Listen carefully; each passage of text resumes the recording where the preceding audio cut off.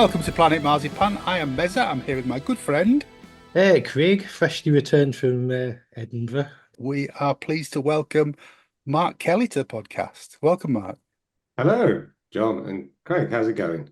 Very good, thanks. You? Good, yeah, all good. Yeah, good, good. And also joining us is Guy Vickers. Hi, Hello, Guy. Welcome. thank you. Well, thanks for your time this evening.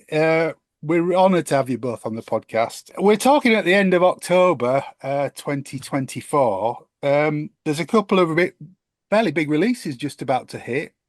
Just looking at the TSC box set first, how much involvement do you have with the content of the boxes? Well, quite a bit. Usually, we've kind of settled into a bit of a rhythm, really, and it started off when it was just the band and Mike and well, actually, Guy was around at the very beginning with when we came up with the idea of doing this. So generally, what happens is we go, what have we got? What sort of material is available? As you know, they tend to follow the same sort of format. We'll have a live video of some sort, live recording and various all the rarities and demos and bits and pieces, B-sides, all the stuff that we can put together. That it's basically meant to be this is the definitive version of this album, along with, of course, a brand new remix as opposed to a remaster. I'm sure most people who buy these things know the difference, but it's quite a completely different process remixing something to just remastering it. And as you know, we've had various people do that from Andy and Avril to Stephen Wilson and of course Mike Hunter. More recently, as we got into the process, a number of other people have got involved. So there's James Levy. I don't know if you know James. James comes on our podcast quite regularly. Yeah. Yeah. So and there's a bunch of guys, the sort of Marillion archivists who. Well, I think you're talking about Marco and Claude, we've had them on here as well. So yeah, and Claude over in Malta. Yes, we met Claude. Well. Yes. Yeah. Hank, we met him and did Holland as Hank well. as well. Yes. Right. So basically, those guys have taken it on themselves to become the Marillion Museum archivists over the years, and they've amassed a huge amount of recordings, videos, and memorabilia. Yeah. So it seemed like a natural fit to say, what have you got, guys? We're doing the next album, and that's literally how it works. So, but generally, I'm the one in the band that is the contact point for all this stuff, and we then I'll talk with them. James often comes into the studio and we sit down with Mike. Mike's got quite a big involvement in stuff as well. So that's kind of how it works, really. And do you have any sort of archive of Marillion stuff yourself? Personally, no. Right. No. There's a bunch of stuff that's in the loft of the Racket Club, which sounds more organized than it is. And actually, James has done a great job of going through all of that stuff and cataloging it and transferring it to digital, because a lot of it's digital, but old CDRs and things like that, which apparently don't have much of a shelf life, like 20 years, and they're dead. Whilst we're kind of finding out, and there's old, early digital recordings such as the what were they called? DAT tapes. After DAT there was the 88s. ADAT. There's the multi-tracks, the 8-track, they're like video cassettes, Tascam or Fostex, DA88s or whatever they were. So that again, not great. They play, but they'll be full of crackles and pops and clicks. So that's a job that Mike then has to go through and clean them up. But we're kind of getting close to the end of this process, really. We're up to This Strange Engine, and as you know, we're going to be doing the rest of the albums. I don't know where we'll stop, really, because it will seem a bit weird doing the last album from 2 years ago. It's fair. But if we take our time, probably Fear will be the last one we do. I don't know. We'll see. And are you surprised by some of the stuff that Marco and his team dig up? Yeah, there's new stuff comes to light all the time, and they seem to track down people, um, with old photographs and God knows what letters and all sorts of stuff that that it was thought that was long lost, like decks of playing cards from Fugazi and things Yeah, like that. So there's a surprising amount of old someone. I suppose it's 40 plus years worth of band activity. So there's plenty of stuff out there, I suppose. we went over to Holland a couple of weeks ago to catch one of the Fish shows, and we were shown a clip of the band playing in Glasgow in 1982, a video clip, and it is so clear. It's amazing footage. It really is. Was it the Dial In, that one? Yeah, I think so. It's Yeah, really good. yeah. Really good. No, it wasn't. It was Was Night it the Moves. garage? It was Night Moves, I think it was called. Yeah. Have they got that video? Yes. Wow. Guy? Can I just say, right at the start of this process, I suggested that they should do a box set of the Grendel 12-inch single because it was almost an album, and there was so much, not only footage, but also so many live recordings of the band before script, but it didn't fly. So, but there's always that possibility at the end of the process when there's nothing else to do, and before they do Misplaced Childhood again, while everyone's got a cane and is on a walker, they could do Grendel, and then they could use that footage Yeah, from. there is Tom drums of enough material. Yeah, we spoke. One of the people we've named already on this podcast is very excited about the wealth of material from That 82. 1982 footage, because I remember some conversations with the boys about that, not the band, but with the archivists, should we call them, saying that they knew there was a proper, video cassette somewhere because I think it was they had a camera in the venue. It was like, and they just filmed every band, and this particular video, it was like they knew it existed, but nobody had it. You talked a little bit in your book about the process of agreeing with Warner's for the box sets. Are you able to elaborate on that any more than you did in the book? To put it in a few sentences, we spoke with EMI, who was before Warner's owned the catalogue, it was EMI, but there was a period where we were talking with EMI and then Warner's about our contract, and some negotiations happened around the contract and what we might do with the legacy material. So, and that was the upshot of it, basically, was that we would do these remixes, reissues, and the kind of the final definitive version of each album with the original mix on as well, because we realized, of course, some people will go, oh, I don't want the remix, I want the original, Yeah. But I don't think there's any more mileage in that stuff, in the sense that we went back to the original analog recordings where they existed, the original multi-track tapes, got them sounding as good as they can sound.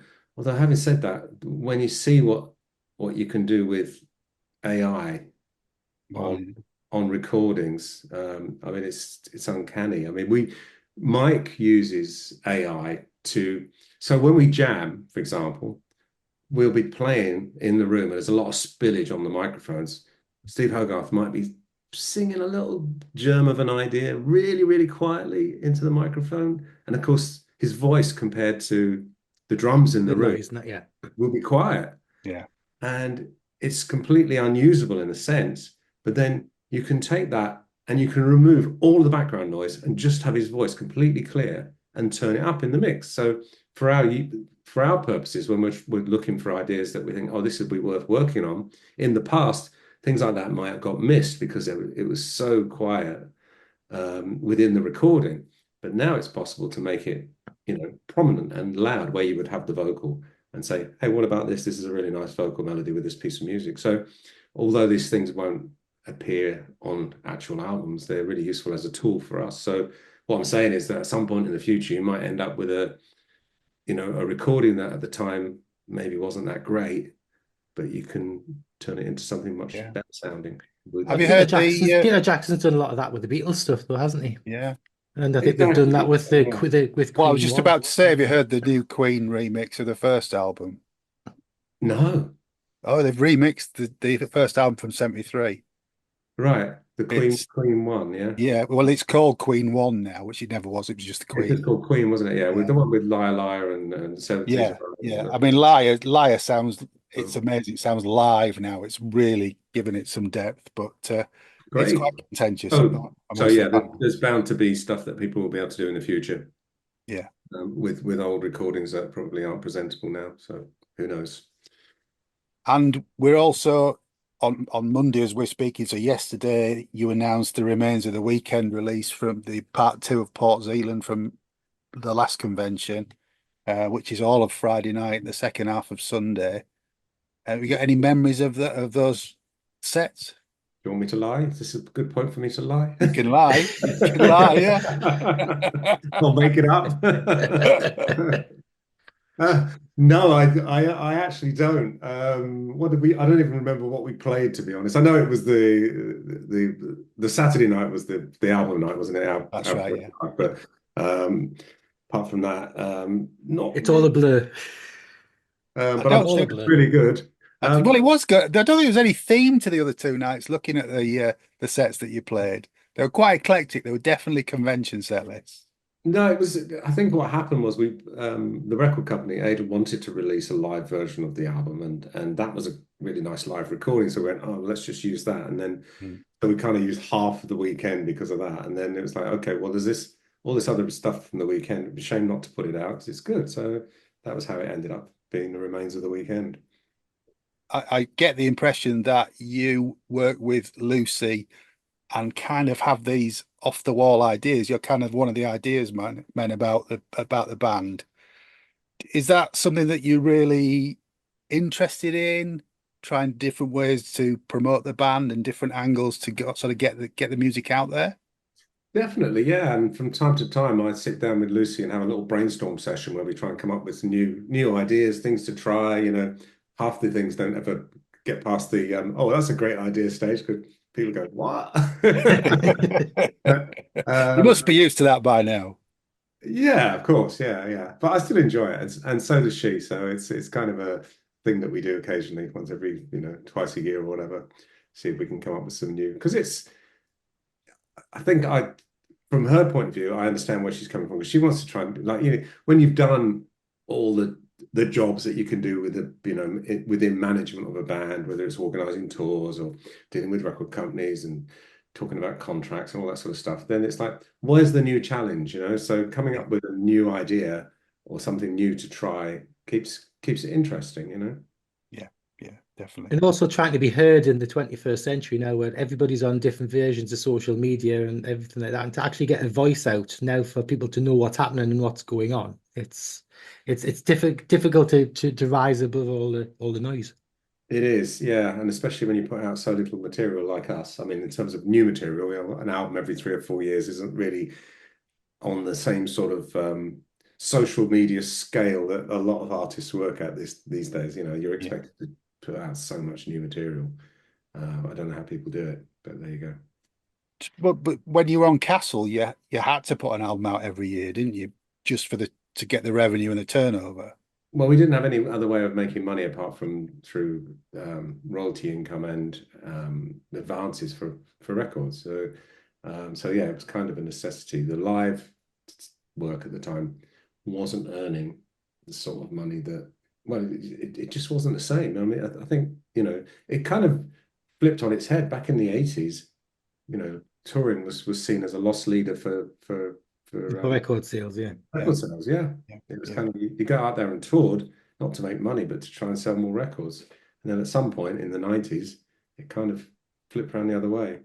But in that transition period in the mid 90s, it was pretty tough going. I mean, looking at the price, and looking at like some of the like established artists at the minute. I mean, for instance, where Dave Gilmour with his new album out, this tour is the first time that me and John haven't been to see him. Right. Just purely because it was just priced out of the market. I mean, you're talking like the cheapest tickets were over £250. Whoa, really? Yeah, Yeah. and it was like over like about £300 on the floor. And I was even looking at Billy Joel's new tour. Any kind of decent tickets there, you're talking like £300 a ticket, and it just gets it to the point where it's madness. There's just no way. by the time you work out travel and accommodation and things and stuff like that, Well, I just suppose, got these to really old justify it. yeah, I think, these old artists, people know that it's probably the last time you might get a chance to Yeah. see them. So, Yeah. Yeah. yeah, yes. I'm a Are Yorkshireman, Mark. There's no way I'm paying that. you going to see Springsteen, Guy? I am going to see him twice in Manchester and once in Prague. How much is Prague, Springsteen 60 ticket? euros. How much? Manchester, £110. So I don't think that's terrible. No, No, no. that's not. That's No, that's a bit I more. saw Steve reasonable. Hackett last week. He was £60. So Yeah. plus fees. So about Yeah. 70. About 70 quid in York it was, yeah. Yeah. Yeah, Quite very valid. I mean, it's still a massive amount compared to what we used to. I just found an old Motorhead, no, Iron Maiden ticket from 85, £5 at the Hammersmith Odeon. But it has, the economics have changed because artists don't sell any albums anymore, very many albums. Yeah. They've had to put the price of tickets up. It's the only way in which musicians can carry on making a living. So Yeah. everybody's done it. And it's just reversed everything. People give away the albums now a lot of the time. Well, there's two artists at the minute who really seem to be taking a stand who with their latest releases. One of them being The Cure. They've kept their prices down and their t-shirts and the merch and everything down. And Paul Heaton as well, because Paul Heaton, he's £35 tickets. they're maxing out like £35 a ticket, and he's selling out big venues. He's keeping playing the big venues because he's kept his ticket prices down. He's still got the numbers coming to it, so it's working for him economically. But I think both of those have got fans like Marillion who still have a fair chunk of fans who buy physical product. Yeah, true. Yeah. I mean, I think the ticket price thing, yeah, you're probably right. 35 quid is actually a bargain for a ticket these days, I think. Oh yeah, I mean, you can't be making on it really. Yeah, but yeah, up to 70, 80, 90, £100. You can see, I mean, you pay that for a show, or if you go to the theatre, you're going to be paying £100 a ticket, just for a normal seat, nothing special. So that's kind of what you're looking at, isn't it? On the other end of the market, I'm still getting paid 250 quid in my band to play in a pub. And that's what I was getting paid in the 1980s. So at that end of the market, you're still getting paid the same as the band. I guess that's just, that people won't pay to go and see music, so they're let in for free, and the bar have to cover it out of what profits they make from selling beer. Well, the one time that I was the band's accountant, which was on the Scottish tour that we did in 1982, I can remember what we got paid. And I think the most we got paid at any gig was about £125, and we were made up with that. Oh, right. Well, that was Scotland, though. Yeah. It was double that down in Cardiff. Do you want to give the band a name check, Guy? What, The Crisis?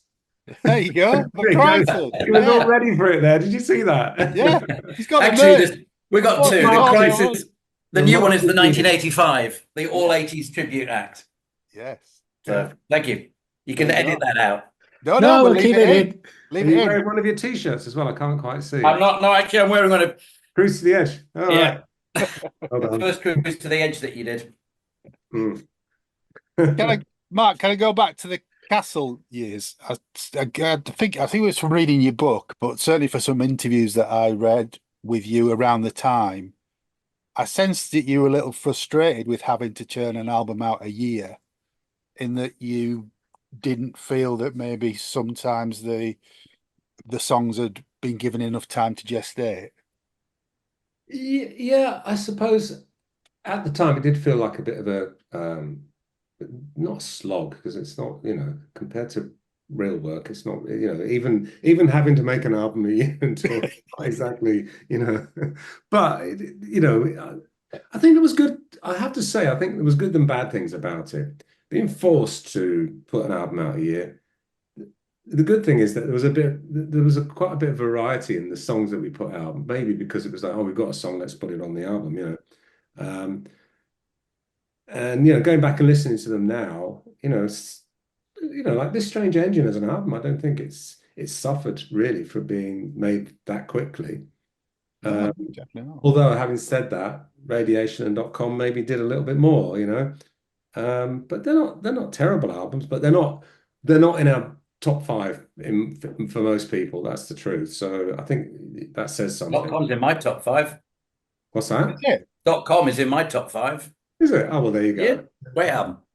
I love Strange Engine, and I absolutely love Radiation. I didn't necessarily love it as much at the time, but I've grown to love it a lot more, and I think it's just got something about it, and it's So I don't, it didn't suffer that much. It's not like we put out a pile of dog shit because we only had a No, piece no, of no. album. Yeah. far from it. So yeah, kind And of. look at Afraid of Sunlight. Well, Oh that was yeah, yeah. that. I've read. Yeah, yeah. that You was said it. that was a quick album, and it was one of our best. So Yeah, yeah. um, yeah, I kind of almost wish that we had a little bit more pressure on us these days to do something a bit quicker. Just send that bit to Lucy. Yeah.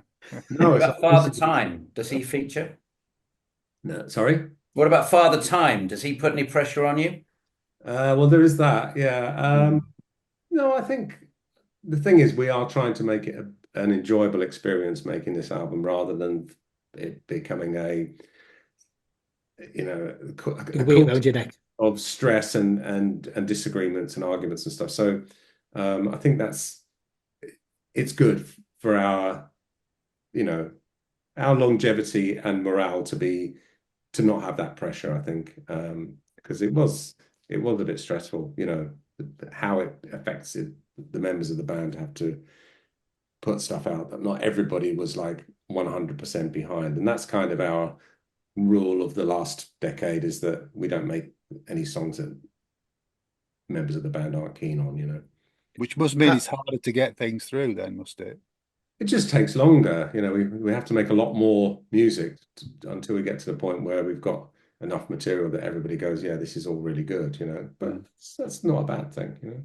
I've liked it when you've done like the interim albums, like Less Is More and with friends from the orchestra, because they almost not necessarily give you a little bit more time to work on new material and then still have something out. So I would have liked something as an in-between album after an hour before it's dark, before the next one, as a not like a palate cleanser, but something to give you a Yeah, bit more time to.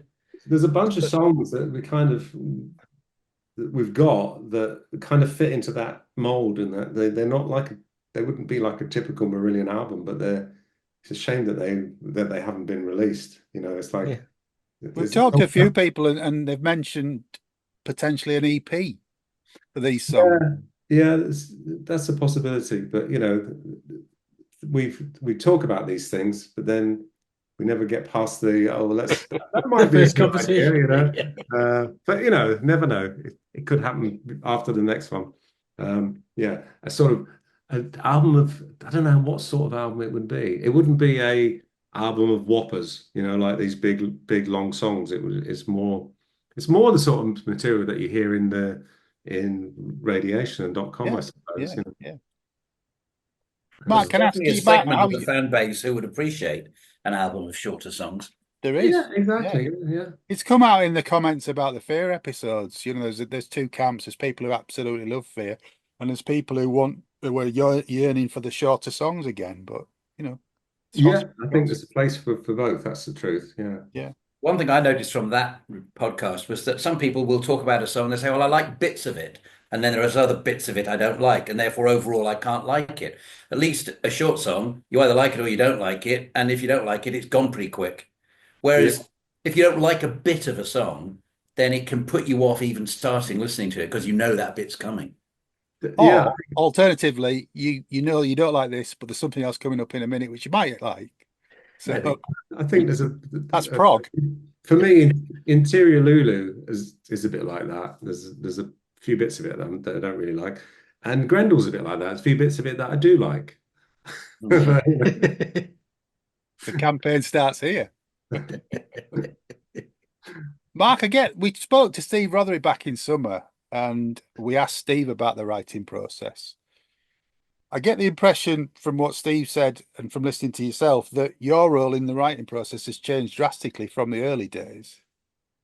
I suppose in the early days, Steve Rothers used to come up with stuff and bring it to the album. Not finished songs, but both Steve H and Rothers did a bit of that, where they would come and they'd say, "I've got this thing," and play it to us, and we'd work with it, Or in the case of H, he'd go, "I've got this idea for a song," and it would be, "Here Today," or whatever. It would be literally a vocal melody, a lyric, and some music. Maybe not a finished song, but something that was approached, could be, with a bit of work, a finished song. Yeah. So that kind of doesn't happen anymore. And so in the jamming environment that we tend to come up with most of our ideas, a lot of them start with me. Not trying to say that's, it's all about me, but you know what I mean? It's just so it's kind of, I'm not sure, maybe because my, the song structure, it tends to be based upon chords and stuff, really, rather than, and Steve R's guitar work, a lot of it is melody work, and tends to be more of a compliment. That's not, sometimes he does, like there was a thing we were working on today that was a guitar based idea, very much so. So there's, it's not, but yeah, I suppose I've come up with more of the starting points, I suppose, than I used to. But yeah, I don't know if that answers your question. Yeah, definitely. And so, I mean, Guy for the listeners, Guy wrote the lyrics for the Marathon album. And I think the Marathon album was it 4 years ago now? 2020, I think it came out. Wow, Yeah. Bloody hell. It doesn't feel like pandemic, baby. Yeah. Yes, exactly. We made it in the first pandemic year. Yeah. And was the pandemic the key driver to that? Because that was going to be my question. Or did you see Marathon as a sort of outlet for a different type of writing? It was kind of the key driver for it to get made, rather than just be a bunch of bits, because it's kind of started a few years before that. Guy, can you remember how it started? Yeah, I remember how it started. You had a whole load of bits of music, just like 2-minute clips, 1-minute clips, and you just gave them to me and said, "Can you put any of this together?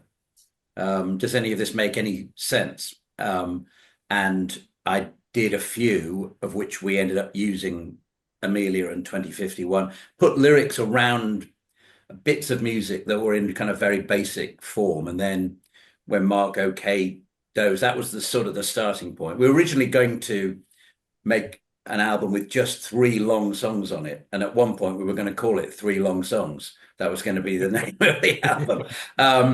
The biggest, the longest one of them, it just ended up not really working. And then we had in 2019, we had a session at Racket with some players trying to turn what had just been these sort of knocked into shape demos into actual songs. And that was really the genesis of the two, the beginning and the end songs. And then once the process got going, and once Mark found Ollie, then him and Connell and Ollie basically wrote the music for the other 3 shorter songs, Puppets and When I Fell and This Time, and then came back to me for some lyrics to go with that music, which hadn't been part of the original thing. So it did take about 2 years, and probably never then would have got actually made, I suspect, because we were batting stuff backwards and forwards over the internet for quite a while, even after we found Ollie, and it wasn't actually turning into anything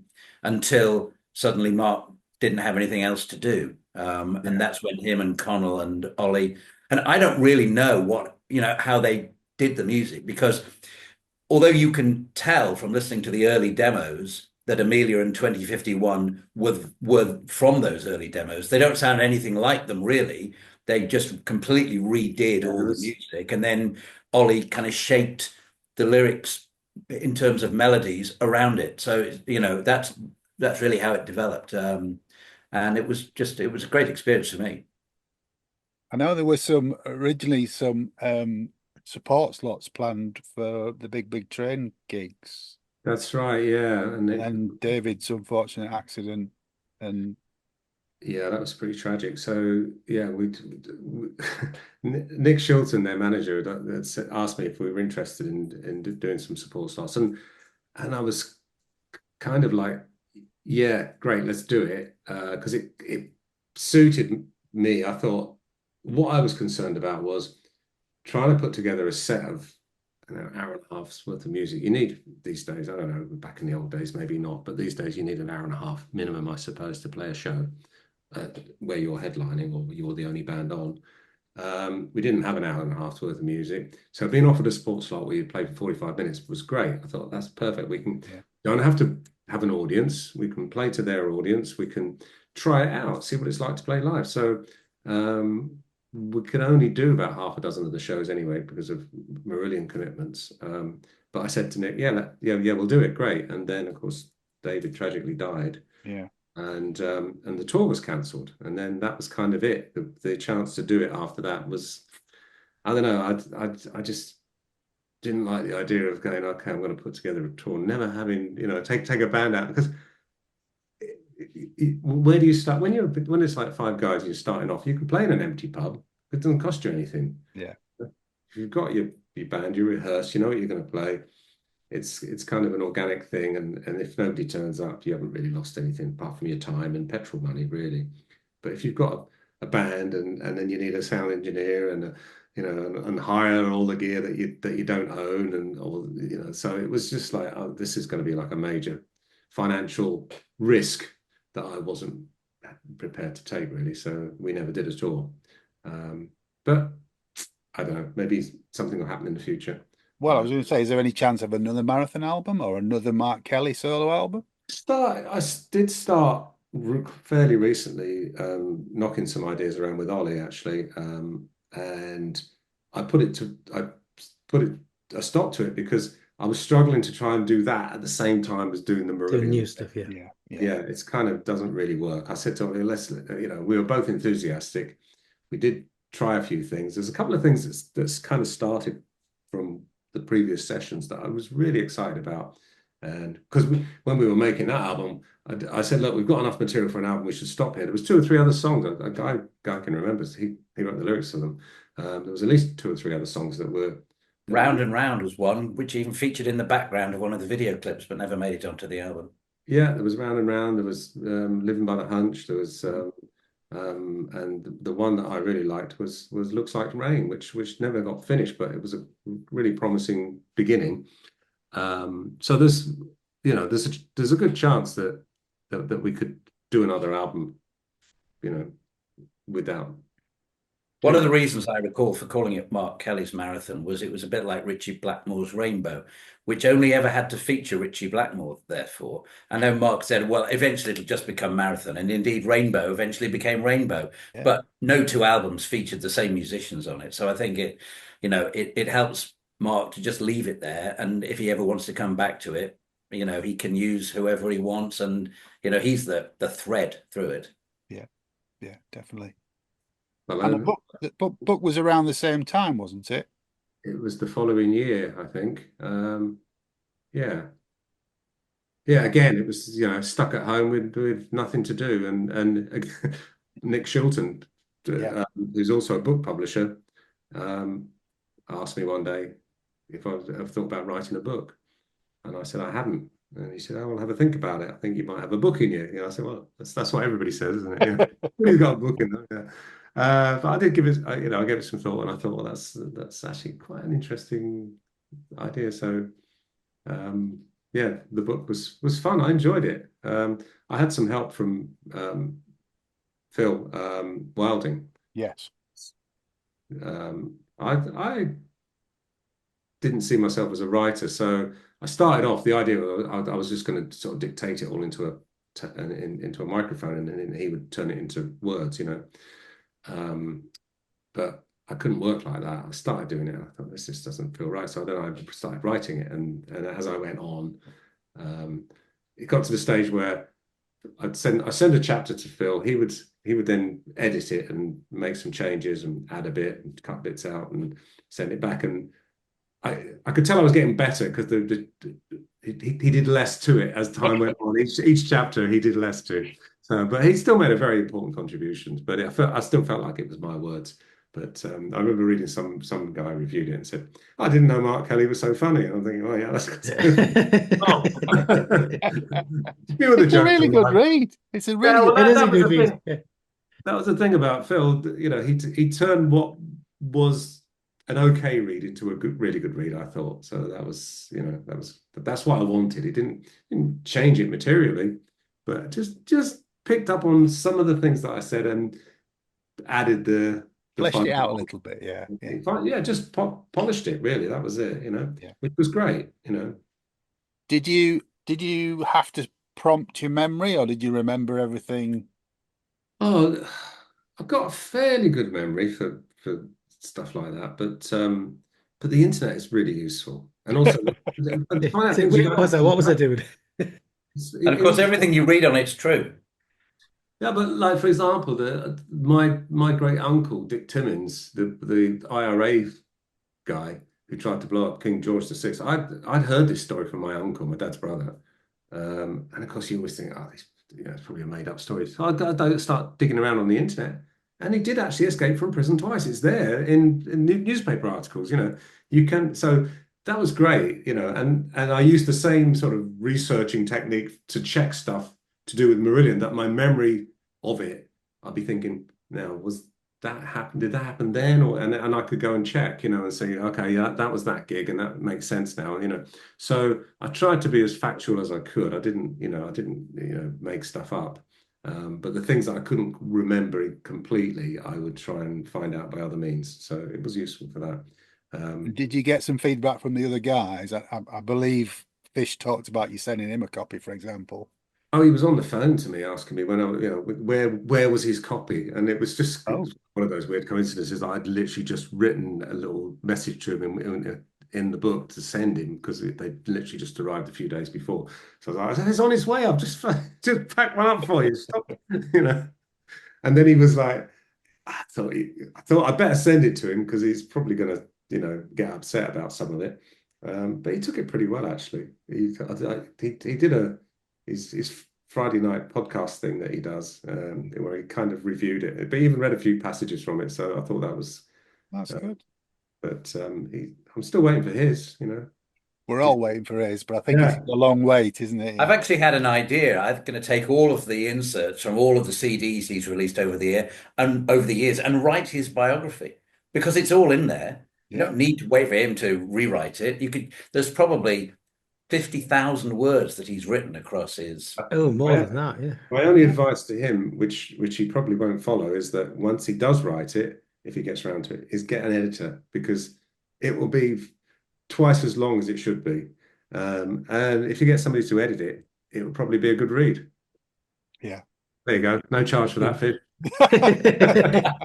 It'd be multiple volumes, I would imagine. Yeah, that can be on the book jacket. It'll probably be a good read. So how do you feel that the book was received overall? Very well. I think it was really well received. I was pleasantly surprised. A lot of nice things. I think the only bad review I saw was from my ex-wife on Amazon. So there you go. Moving on. It was really well received. And I didn't get taken to court by anybody. So that's that's a good sign. Yeah. Have you read the book that Georgina Wistow wrote about Ian? I did, yeah. I read that, and I read H's diaries, and that was all part of my research. All right, cool. I'll say whole sentences might help, might they? We're heading towards convention time next year. Have you guys started to look at what you're putting together for set lists or anything like that yet? We have, yeah. We've really organised.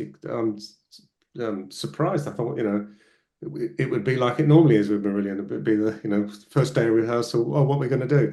No, we've already kind of decided what we're going to play. We've actually put together set lists and sent them off to Jens to do his lighting plans because he's always hassling us very early on because he tries to fit in his design work between tours. So it's kind of pretty much decided. I'm not allowed to tell Guy because he runs a little competition every. I know. I've been in the room when they've been scoring. It's very serious, isn't it? There's been some falling outs actually in the past.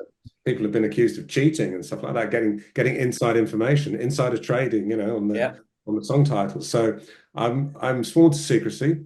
I won't even mention the songs or the albums or anything like that by mistake. But I'm really looking forward to it. I think we all are. It's like, it's going to be a bit of a sad one because it'll be the last Port Zealand. But I think for that reason alone, it will probably be really special. Everybody will be determined to have a good time, including us. So it should be fun. And you'll be doing your fun run, I presume, in Port Zealand? I did, I ran a half marathon a few weeks ago with my daughter Tallulah, which was grueling. I mean, I don't know why she said, "Oh, Dad, I'm running a half marathon. Why don't you do it with me?" And I'm like, "Yeah, okay." And yeah, it was bad. I literally had she left me behind at the end, and I literally walked the last couple of miles. So that pulled like I don't know what I did, like I pulled a muscle in the back of my knee or something. It was fine a week later, but yeah, I was truly fucked by the end of it. It was only a half marathon. I'm like, oh God. But I'm still doing 5K, that sort of thing. Yeah. I will, yeah, I think there's talk about doing some sort of park run style, fun run, Yeah. Be nice to have some sort of recognition for the people that actually do it rather than, just turning up and taking pictures. We'll see. And do you have any favorites of the other sites for the conventions? I mean, they're all good fun. Yeah. We're not doing Poland this time. Montreal, Paris, Girona, Padua, Leicester, Oslo, and Berlin. Padua's good. They're all nice. They're all really nice. It's a great way of not touring whilst not touring, because you get to play a few shows in the same place. It's fun. Well, it's a perfect model for if you decide to stop doing the proper tours, just to keep the weekends on, because you can cover quite a lot of countries and quite a lot of areas and keep it tight. As you can Become imagine. Billy Joel.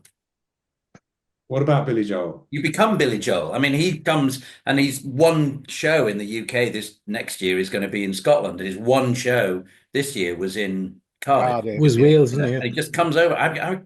No wonder he has to charge 300 quid a ticket if he's got to bring all of his crew and all of his musicians and everything over and then play one show and then all fly back. It just doesn't make any economic sense to me. But Well, he's probably just wanted to visit Scotland for free. probably does. That's what H does. He says, "Why can't we play in India?" And everybody says, "Just do an H natural show there. It'll be great." Billy Joel's doing 2 dates next year. He's doing Liverpool he? as well, playing Anfield. Right. Wow. Okay. Well, I won't go there. So Well, India might not be such a daft idea, because I know was it a couple of weeks ago we'd got quite high up in the Apple music commentary chart in Pakistan. Really? Oh yeah. Wow. I mean, people can't understand our accents in this country, Mark, so I don't quite know how that works. Yeah, I really don't know. We end up with a chart in some funny countries. This is going to be the longest Port Zealand ever, isn't it? Because we get there on the Wednesday this year, don't we? Yeah, we kind of had this. Well, you've probably noticed that years ago we would do 5, 6, 7. I mean, I remember once doing like 13 shows in 14 days. But then we got down to this thing of like, probably by the mid-90s or early 2000s, it was like no more than 4 in a row, and then it was no more than 3 in a row. And to be fair to H, his voice is great, but after 2 nights, it's kind of the third night is always a struggle, Yeah. And it's just not fair on him, because he gets really upset about not being able to do his best and deliver what he knows he can do on a good night. And the third night is hardly ever a good night. So we said, okay, well, and then Lucy was like, yeah, but Port Zealand, you have to do 3 nights, really. And we went, okay, well, then can we not have a night off? And so that's kind of how it happened. So yeah, totally. it's great, isn't it? You have a whole year off, and you go to Port Zealand. You have a day off after your first day of playing. Yeah, well, it was either a day after the first day or a day after the second day. So I think it was a case of, that was how there was no way around it, really, if we didn't want to do more than 2 in a row. And I think on balance, it's best. We've got some bands playing on the. So what, we're playing on the Thursday, Saturday, Sunday, are we? Yeah.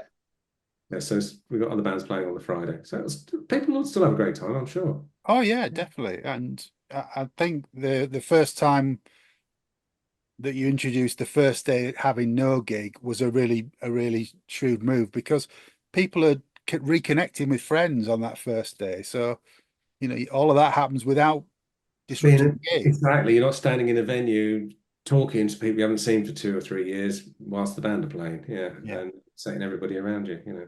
I'll be in Amsterdam with Marion having a steak on the Wednesday. Well, I'll wait and reconnect a bit later. I've got Friday to reconnect. Yeah. So it's as much of the social thing for everybody as it is for a night to see this band playing. So yeah. And I think it's the first time, because there's going to be quite a lot of us coming over who are going to be probably fairly tired by the time we get there on Wednesday, because we've got the final two Fish farewell gigs in Glasgow on the Sunday night and the Monday night. Home on Tuesday, fly across to Port Zealand on Wednesday.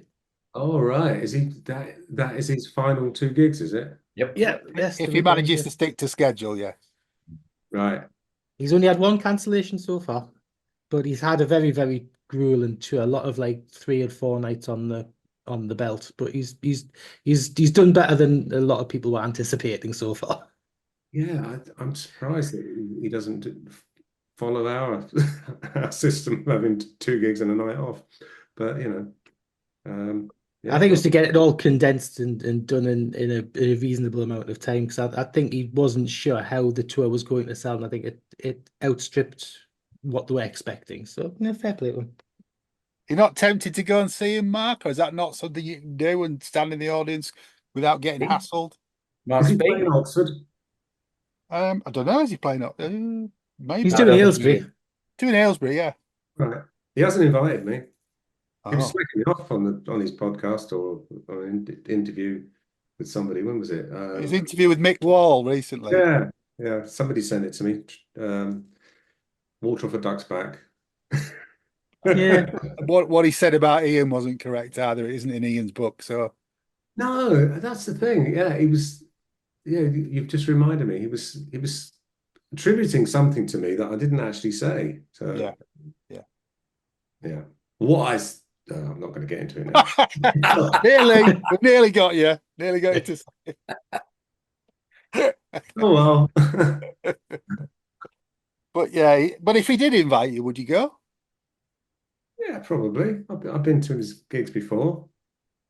I went to see him in a few couple of Islington. We went in Leamington and Islington. We went. Yeah. In fact, you've seen him more than he's come and seen Marillion. He's been to see us a few times. Yeah, probably about the same. That's so. Okay. I know you can't really say much about this question, but how's the writing for the new album going? It's going well. We've got some good ideas. We haven't got many finished songs, but we've got some good material that we're currently working on. We're at that kind of, let's try these bunch of ideas. We've got these 5 or 6 things that are all related to this particular lyric. Let's see what we can do with that. We were doing some of that today, and it's good. But it's Long way off. Yeah. I it'll think be ready when it's ready. Well, at least you haven't got record company pressure and things like that to just impede the progress. You can just do what you need to do, get on with it, and We have it'll be nobody's ready with time, it. so that's fine. Yeah. It helps. One thing that I was going to ask is that apart from doing Fiat, we've just recorded 2 episodes, one of them with Lucy, Ian, and Georgina, talking about the first Royal Albert Hall gig. Have you got any memories of that being the first time that you played there? I have, yeah. That's quite a well-remembered day, actually. Yeah, right from the beginning of it. Yeah, it was a really special day, really special gig. I enjoyed it a lot. It was one of those ones where we felt a lot of expectation and pressure because it was London, it was the Royal Albert Hall, but it went so well, and everybody was really happy with how we played and the audience reaction, and we had all our friends and families there with the playing with the strings, and Sam and Emma And you were filming it too, weren't you? Exactly, yeah. There was even more pressure because of that, because it was, to film at the Royal Albert Hall, they charge you a shitload of money, just for the facility fee or whatever they call it. So there was like, whatever we got on film, it had to be released because you know we sort of sunk a shitload of money into the making of it. But no, you know, it's like I I remember that feeling of like when you used to get the mobile recording studio out to record a shows, whether it was Hammersmith Odeon or whatever. Yeah. The pressure you feel because you think, oh, if I make a mistake, there's nothing you can do about it. You know, you're stuck with it. Or you know, when you're doing a TV live performance or whatever, that's so it was a bit like that, but maybe we were just a little bit more relaxed than we used to be, but it felt like it went so well. Sound was great. The film we got out of it at the end of it was great. You know, it was a really special day. And You ran through the full set twice, didn't you? So Tim could do the close-ups in the afternoon. That's right. Yeah, I can remember we arrived there quite early, and just being backstage at the Royal Albert Hall and all that. You know, it's a special place, and I hadn't, to be honest, I hadn't really appreciated the how special and the history of the place and all that, you know, because it was H that wanted to play it. It was his bucket list gig, and you know, he was pushing for it for years. So, Were you surprised at how quick it sold? oh yeah, yeah, yeah. I think I might have had a bet with Lucy about it, and perhaps something about eating a bowl of tripe or something. Oh no, that was the first Marillion weekend. Well, I lost that bet as well.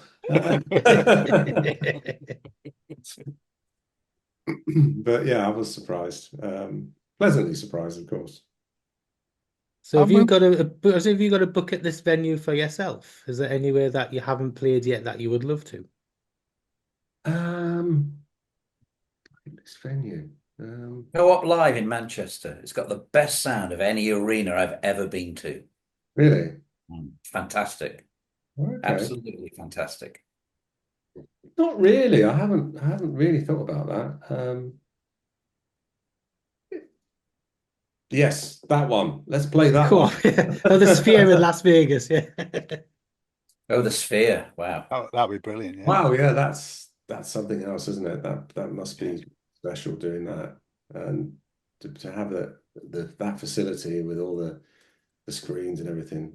If you've got the budget to do some really impressive video footage and all the rest of it, then yeah, that would be a great one to do.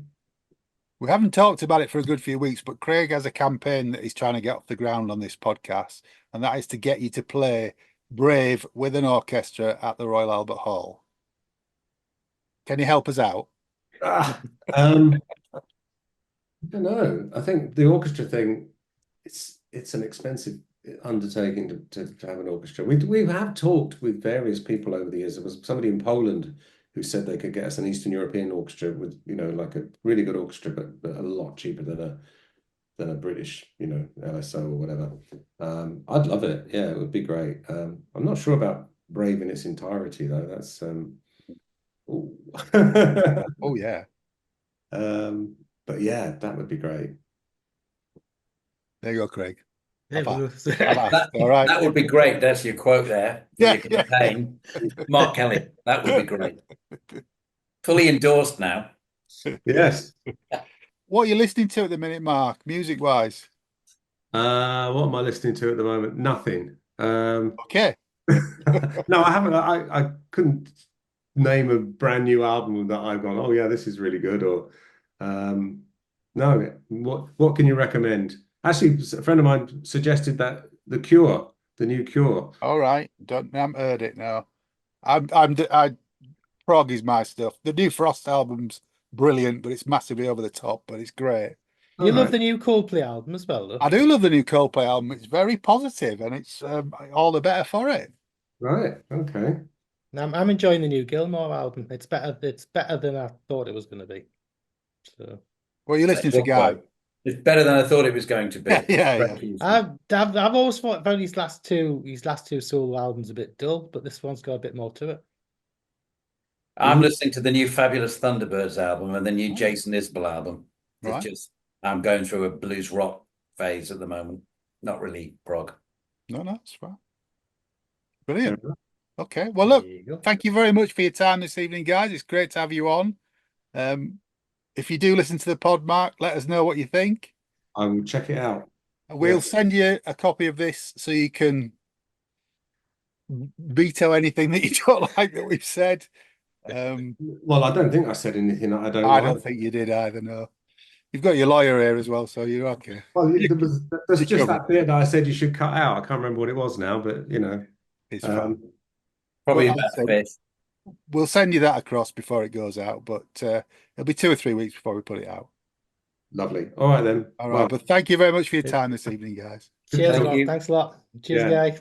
Bye. How do I get out of this? great quote from Guy. How do I get out? That's the end. We'll end it Quick, with I that. need That's out. fine, I need to yeah. escape. Run. All that remains to be said is it's good night from me. And it's good night from him. Take care. And stay alive. Hey.